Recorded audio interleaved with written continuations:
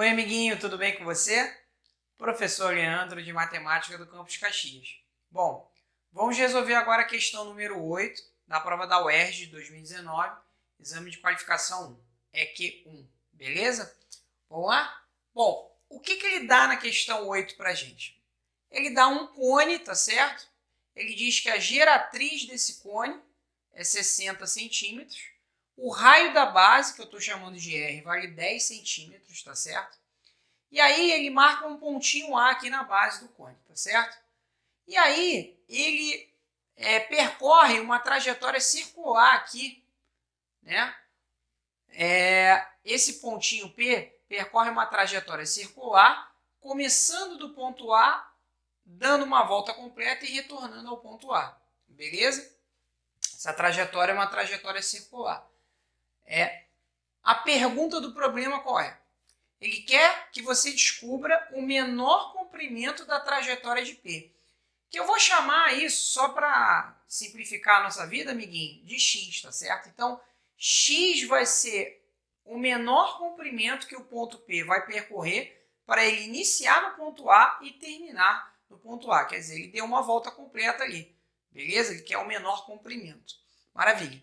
E aí, no enunciado, amiguinho, ele dá uma dica extremamente didática. Ele fala assim, olha, para você descobrir esse menor comprimento da trajetória do ponto P, você precisa fazer a planificação do cone. Acompanha comigo, amiguinho. O cone é como se fosse um chapeuzinho de palhacinho, de festa junina, tá certo? Então, imagine que isso daqui é um chapeuzinho de palhaço, né? Um chapeuzinho de palhaço, tá certo? Em formato de cone, né? Quando você pega a tesoura, né? Você tem lá o chapeuzinho de palhaço, né? Tá ele montadinho lá, bonitinho, tá certo? Quando você pega aqui um determinado ponto que a gente chamou de A, você pega e recorta ele. Quando você recorta ele aqui sob a geratriz, o que vai acontecer? Ele vai abrir. Quando ele abre, o que vai acontecer? Vai formar aqui um setor circular, tá certo? Esse setor circular formado pode ser representado por essa figurinha, tá? Então, o que acontece? Quando a gente corta o cone aqui, né? A gente pega uma tesoura e recorta aqui exatamente em cima desse segmento AP, que é a geratriz, o que vai acontecer? Ele vai abrir. Quando ele abre, né? Quando ele abre o cone, o que vai acontecer? Esse círculo vai fazer isso aqui, ó. Vai virar um comprimento de um arco, de um setor circular, tá certo?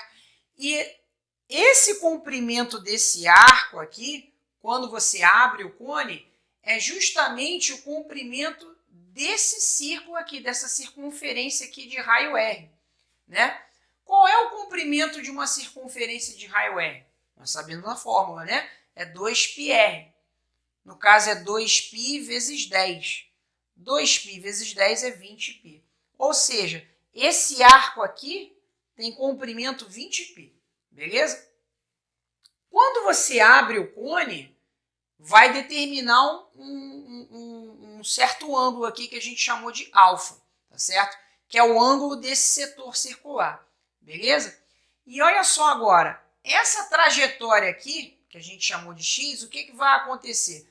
Quando você abre o cone, né, essa trajetória, que a princípio era um círculo, quando você abre, o que vai acontecer? Esse círculo você vai esticar e vai virar um segmento de reta, que pode ser representado pelo x aqui, né, que é justamente o que a gente quer, tá certo? Então, vamos lá, amiguinho. Geratriz a gente chama de G, tá certo? Eu quero descobrir o X, que é o menor comprimento da trajetória que o ponto P faz para dar uma volta completa e retornar para o ponto A. Beleza? Como que eu vou descobrir isso, amiguinho? Como é que eu vou descobrir esse valor de X?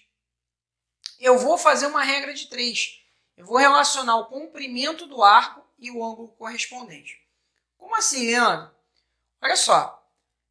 Repara que o alfa, né, que é esse ângulo aqui, ele tem esse comprimento de arco, que vale quanto? 20π. Então, o alfa corresponde a 20π, certo? Agora, se eu pegar todo o círculo não tem 360 graus, sim ou não? Sim. Então, 360 graus corresponde ao comprimento do círculo todo. Só que esse círculo aqui, o raio desse círculo aqui é G, tá certo? Porque eu estou relacionando esse comprimento com esse ângulo. Então, o raio do setor corresponde à geratriz, tá certo? Então, 360 graus corresponde ao comprimento do círculo todo, né? No caso da circunferência, de raio G, tá certo? Então, é 2πg, né? Não é 2π multiplicado pelo raio, o comprimento da circunferência. O nosso raio, nesse caso, é G. Então, 360 graus, que é todo esse círculo, corresponde ao comprimento da circunferência toda, que é 2π multiplicado pelo raio, que é a geratriz. Esse ângulo alfa corresponde a um pedacinho desse comprimento, que é esse pedacinho que vale 20π, perdão. Bom, feito isso, a gente consegue descobrir o valor de alfa. Como? Multiplicando cruzado, né? Como é que vai ficar então?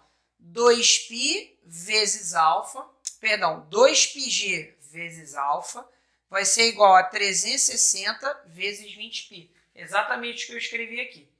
No lugar do G, eu vou colocar 60, que é a geratriz que ele deu para a gente. Então, vai ficar 2π vezes 60 vezes alfa igual a quanto? 20π vezes 360 dá 7.200π. Agora, 2 vezes 60, 120. 120π vezes alfa igual a 7.200π. Como eu quero descobrir o valor do alfa, eu preciso isolar o alfa.